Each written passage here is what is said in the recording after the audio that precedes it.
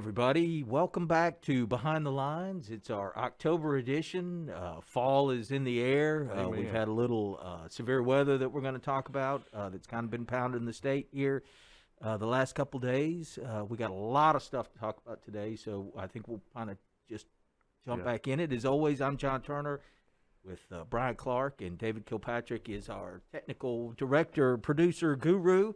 And we'll be joined by him and Luke Cooper a little later on to talk about cybersecurity. We've got broadband. We've got some good news about rates. Yes. Got a lot of stuff to talk about, so let's jump right into it. First of all, Tropical Storm Hurricane Zeta hit us yesterday, last night. And we actually had a little damage in Knoxville County, a couple of broken poles, some, I'll call them smaller outages. Yeah, about 120 some odd people out. That's right. We didn't have, thankfully, we were blessed in that it didn't look. I saw a lot of pictures of funnel clouds in Knoxville County, but it doesn't look like if there actually was a tornado that it touched down for any length of time. So we were spared and blessed. Yes, even though our outages were on them, Johnny on the spot. Just to put it in perspective, we had 120 people out. Our sister co-op down south, Singing River, they have 72,000 total meters, and of that, 62,000 people are without power. We're getting ready to send crews down there. We're going to give our crews a chance to go vote this morning. And then 13 guys are headed down there, 3 bucket trucks, 2 digger trucks, and a service truck. So let's pray for their safety. This is a core of what we do.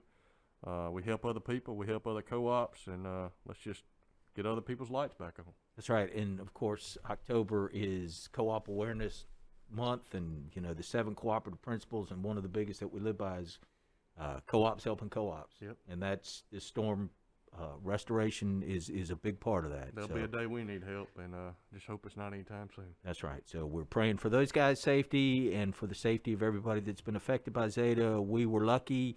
Other folks, not so much. So we'll obviously keep everybody updated on our guys and damage and all the rest of that. So rates. Yeah. Usually that's something that is a little painful to talk about. It is. It usually is. But Ford County and TVA, in my opinion, have both done an excellent job of trying to keep rates low and looking for efficiencies in-house. That's what we're doing.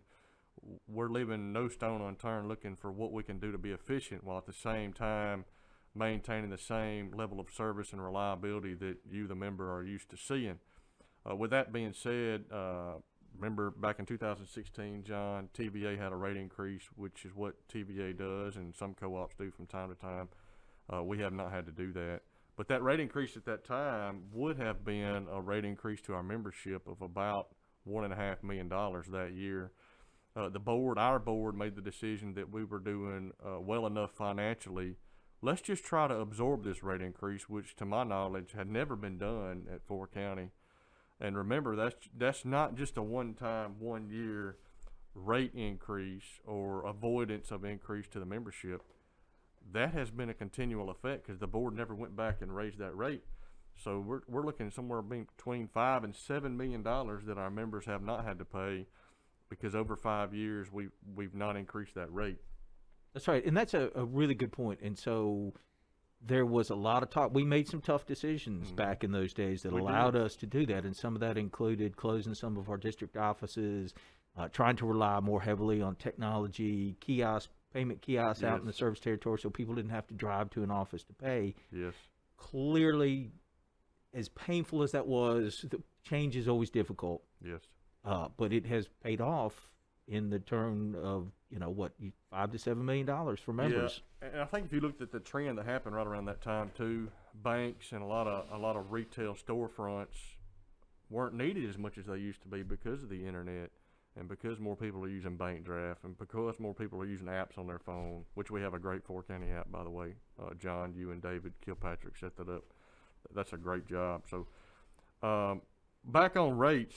So this year, TVA offered another option for electric cooperatives and distributors that they serve during the pandemic and COVID issues that we're having. And TVA pitched to the distributors that they would reduce their rate approximately 2.5%. And the board of directors at Ford County elected to pass that incentive on to the membership. Ford County is not retaining any of that. It's a direct pass through to the membership. So you as a member are going to start seeing a rate reduction on your electric bills of 2.5%. Now, the first month, we could not get it as a separate line item on the bill, although you will receive the credit. Starting in probably January, you'll see a line item that says rate reduction of 2.5%, unless that's changed, which it had, and David shaking his head saying we're still moving forward with that. So good news in the rate reduction. Board didn't keep any of that for the electric co-op needs, straight pass through to the membership. What it means on the electric side, the residential members will see about a $1.5 million total, and the commercial side will see about $200,000 or $300,000 total reduction in rates. TVA initially said that this is going to be for a 12-month term. I'm sure as TVA starts approaching the end of that 12-month term, they'll reassess and see where we're at on that. But great news, really good news.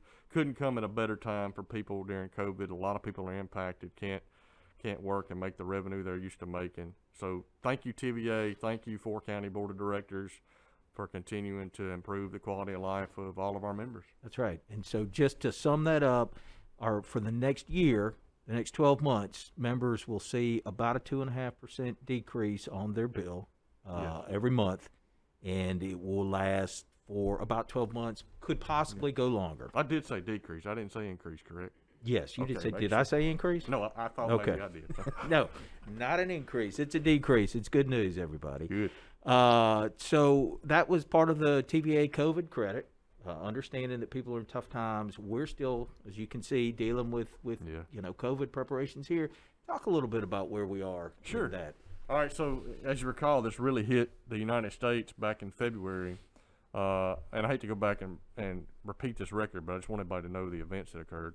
Really, March and April, we dispersed the employees severely. They only worked maybe every other day, every other week. Separated construction crews. And as we all got a little more used to the new events in May, we really started having to bring people back on so we could keep up with the reliability and customer service. But we socially distance, we wear masks, we sanitize. The crews have been coming in at different times, so they're not all in the warehouse at the same time. Obviously, when they're out in the field, they're working on between 3 to 7 man crews that work together. So we haven't had any issues with that, and I pray that we don't. Lobbies are closed. Obviously, we're taking drive-through payments. Most people are doing online transactions and bank drafts. And it really could not have come at a better time in terms of starting this broadband business. And it was one key factor in us expediting the decision to move forward into broadband. And speaking of broadband, we've got a lot of broadband stuff to talk about. Some really exciting things have happened in the last couple of weeks. We're going to take a quick break, and then we're going to come back and talk broadband and cybersecurity with our cybersecurity expert team. So see you in a minute. That's right. Did you know that trees and tree branches are one of the leading causes of power outages? That's why 4 County's right-of-way program is hard at work, trimming and cutting trees, not only to help prevent outages, but to make it safer and faster to restore outages when they do occur. When 4 County is trimming in your area, you'll be alerted by an automated call, and you'll be contacted before we do any work at your home or business. We're working hard to keep the lights on and our members satisfied. Visit our website, email us at tree@4county.org, or call 1-800-431-1544 for more information. All right. Welcome back, everybody. We're joined by our crack IT team of David Kilpatrick and Luke Cooper. Talk a little bit about cybersecurity coming up in just a second. But first, we've got a lot of updating to do on our broadband project. Yes. Tell us what's going on. Oh, man, we're excited. We did an official ribbon cutting. The board of directors cut, a fiber cutting Tuesday. Thank the board of directors for coming out for that. John, thank you for setting that up. We've officially begun stringing fiber on our poles. One step closer to serving our first member. Hopefully within the next few weeks, we'll have some people hooked up. Great news, been a long road, a year or two in the making to get to this point, and I'm fired up. I can't wait to see somebody using our internet. Yeah, it's very exciting, and of course we are going to those 3 areas that our Mississippi Cares money will allow us to, and that's parts of West Clay County, parts of Northeast Choctaw County, and parts of North Noxubee County. Yes. So we're going to pass about 2,400 homes and businesses in those areas. Yes. And we, as you said, we should be hooking people up in the Clay County area. That's where we're starting. Yes. So we're going to be going down Highway 50 and then branching off of there. And so very excited about getting those folks online. We'll have information coming out shortly about pricing and packages. FastNet is coming. Yeah, so if you have questions on broadband service, if you're interested in our service, reach out to us, call us, email us. And John, what's the email? The email is, you can email info@4county.org. I don't know that we've got an email set up for. We should have broadband at 4county.org. Broadband. That's right. I'm sorry. I kind of put both of those up. Sorry, I couldn't remember what had it a was. senior moment there for a I'm minute. right there with you. That's why I asked you. So broadband at 4county.org. And, of course, we will be happy to answer any and all questions that you have about broadband. One of the most important things is more and more people are getting on the internet, and we're going to be making it easier for our members to get on the internet, is how do you keep yourself safe? Yes. And that's why we've invited Luke and David to come on today and kind of talk a little bit about cybersecurity for the average person. And folks, I'll kick it off. What's the most important thing that folks need to be aware of as far as cybersecurity, keeping safe online? Well, so let's first of all talk about what cybersecurity is. And I'll mention that October is Cybersecurity Awareness Month. Something I learned from just doing a quick little Google search. This is the 17th year of Cybersecurity Awareness Month. I had no idea it had been that long. Because in the 25, 26, 27 years I've been doing this, it's really something that has become an issue for us over the last probably 10 years. So cybersecurity itself is just a quick definition of it. It's the protection of your hardware, your software, your networks, as it relates to business, your network infrastructure.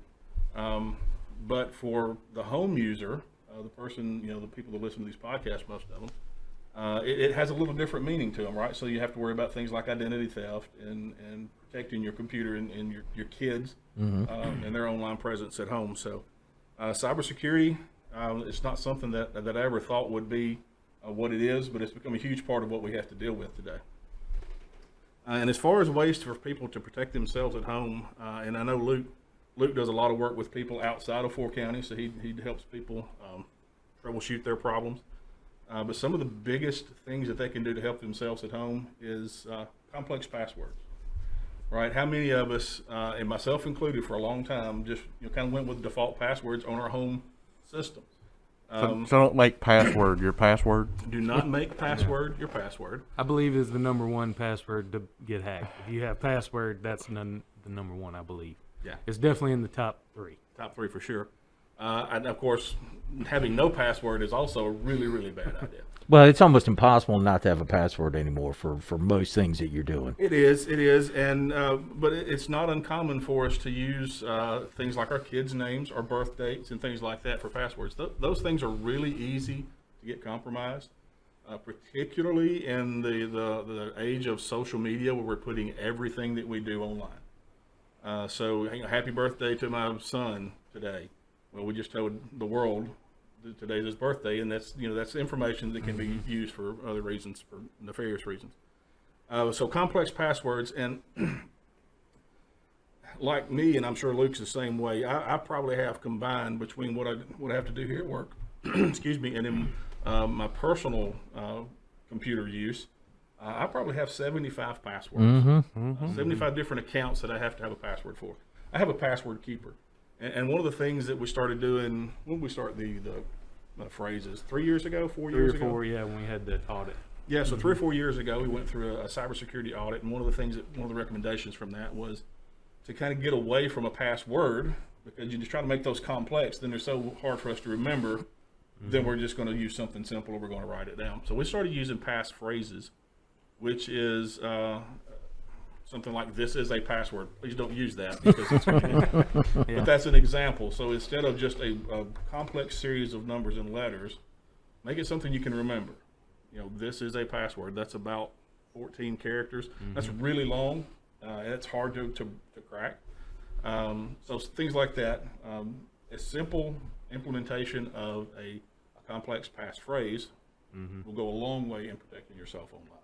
The issue with the password, as far as the length, is that they're not trying to guess into your password. They can take like I guess it's like a hash file or something like that, and they can just hit that password thousands of times a second, so they can just guess whatever. So basically, there's an algorithm or a computer program that's just running different combinations. 4 or 5 graphics cards hooked together, just focusing on running these processes until they crack your password. So the longer it is, once you get to 13, 14 characters long, I mean, it's 1,000 years, to hack. All right. So what happens when they crack your password? Why is that a bad thing?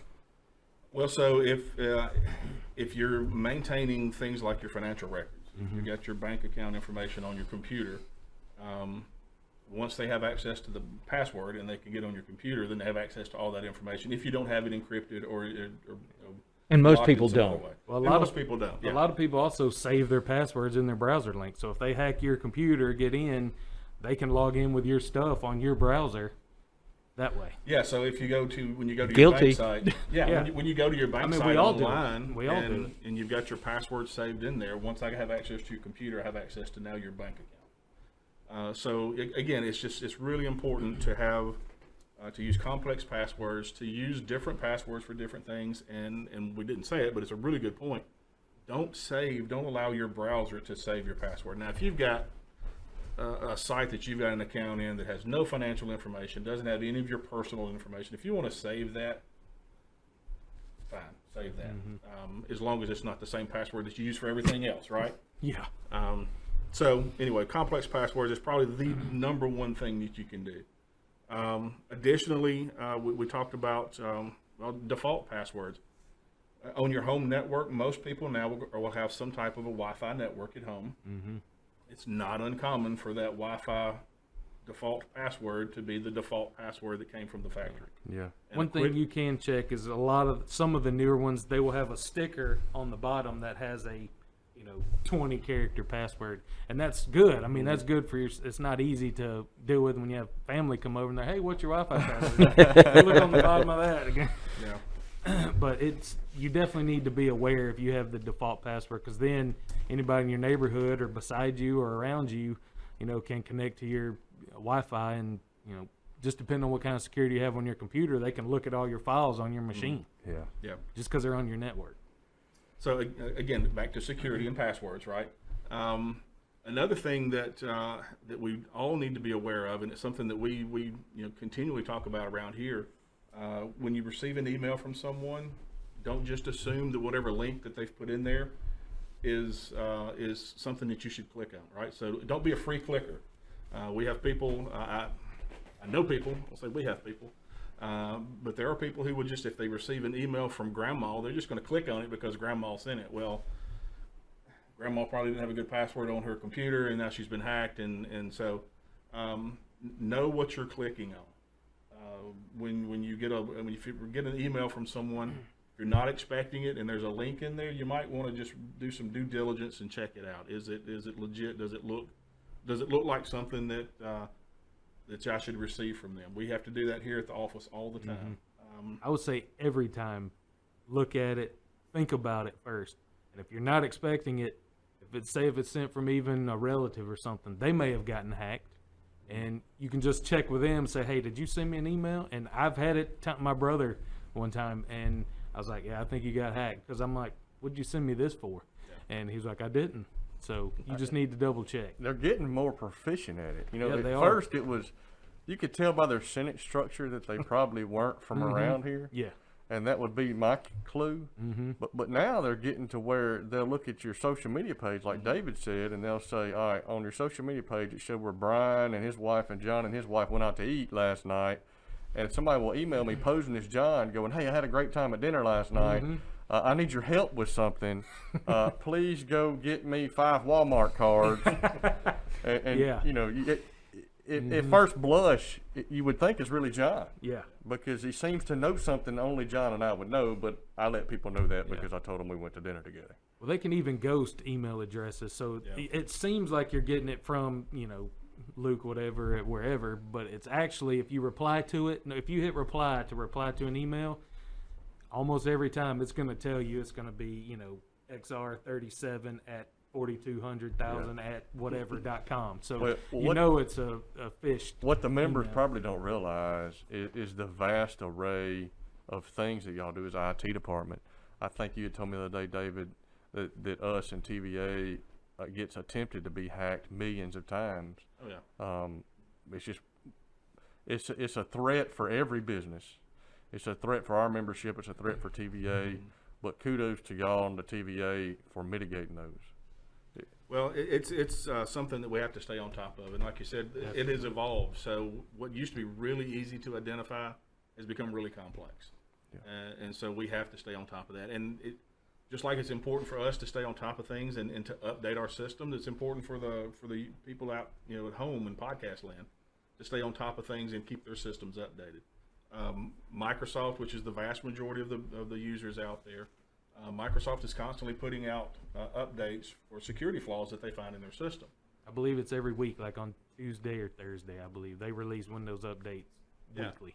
And so, you need to be aware of those. You need to be looking to see that if you need to put that on and put it on if you do, because that's, again, another step in keeping yourself protected is to plug those holes that you don't even know exist.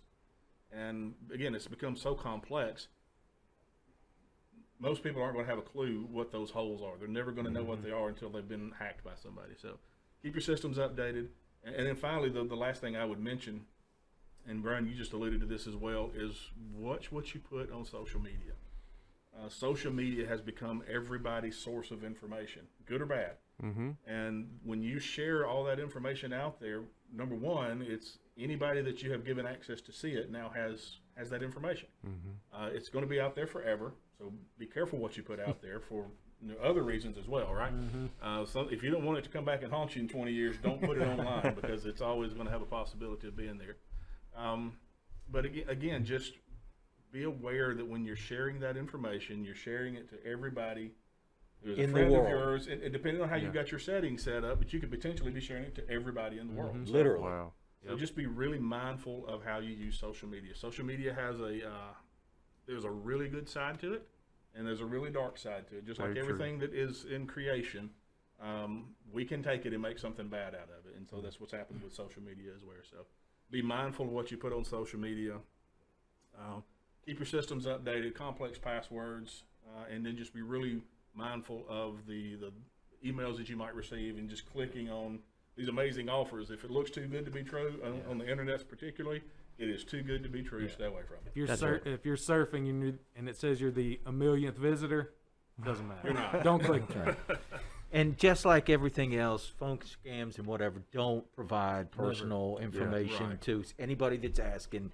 You need to reach out to that vendor or that bank and or that website. That Netflix, that Hulu. That's right. You call them direct. Don't just say on the phone and give them your info. Or no online. reputable source is going to ask you for that information in an email. Yeah, cold call, right? So always verify that. Yeah. So, all right. Well, thanks, guys, and we appreciate, as Brian said, the work that you do to make sure that our members' information is safe and that we're able to continue our day-to-day business here, because we have a lot of complex things that go on here and getting more complex every day. So, thank you for the job you do. We'll be back in just a second. Our members overwhelmingly say that 4 County Electric Power is a name they can always trust. That trust isn't something you can buy. It has to be earned. With respect, dependability, sincerity, honesty, integrity, and service. We say thank you to the men and women of 4 County who earn our members' trust each and every day. We are proud of them and proud to serve our member owners.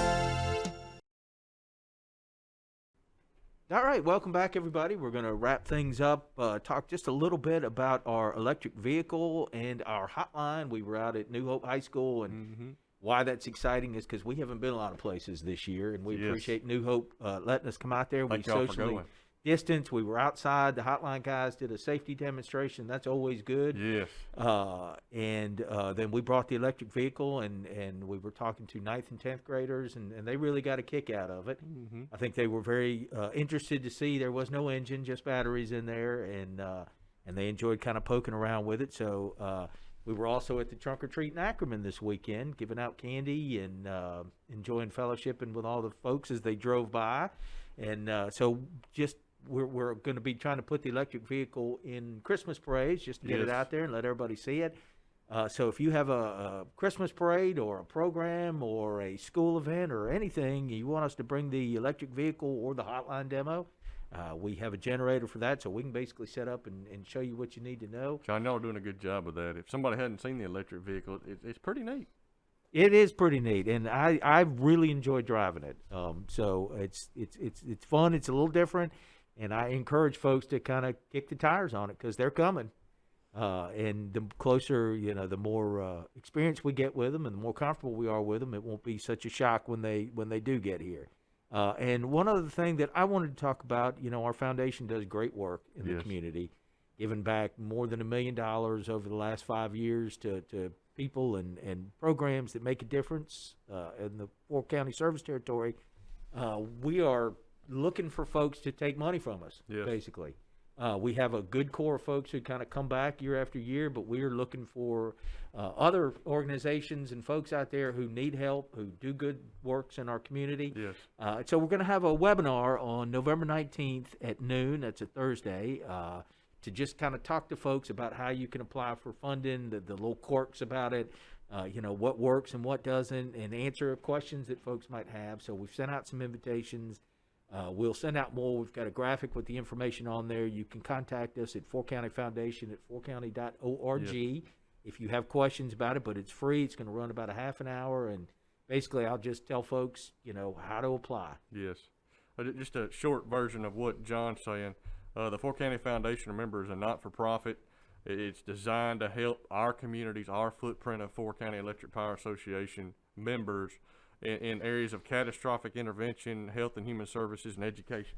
That's right. And so we have done great things with schools, with first responders, with mission groups. All kinds of folks have gotten help from us. Domestic violence. Recently gave out some COVID money to help some schools. That's right. We're working on that right now. We matched with TVA earlier this year $30,000 to food pantries. Yes. That made a big difference at the beginning of the COVID pandemic. Yeah. And so we'll be working with TVA again to put out some money with the foundation for area schools and technology, and I think we'll talk more about that next month as we get those awards out. But we appreciate everybody joining us. Brian, you got anything else you want to talk about? Yeah, I just want to close in saying that all the employees that serve you as members of 4-County Electric Power Association are doing an excellent job. They're stepping up to the plate with the weather like it is. Again, we're sending crews out. Pray for them. And then as we begin the FastNet broadband, employees associated with FastNet are doing an excellent job. Thank you for being members of 4-County. We look forward to serving you in all the many ways that we do. All right. We'll see you next month.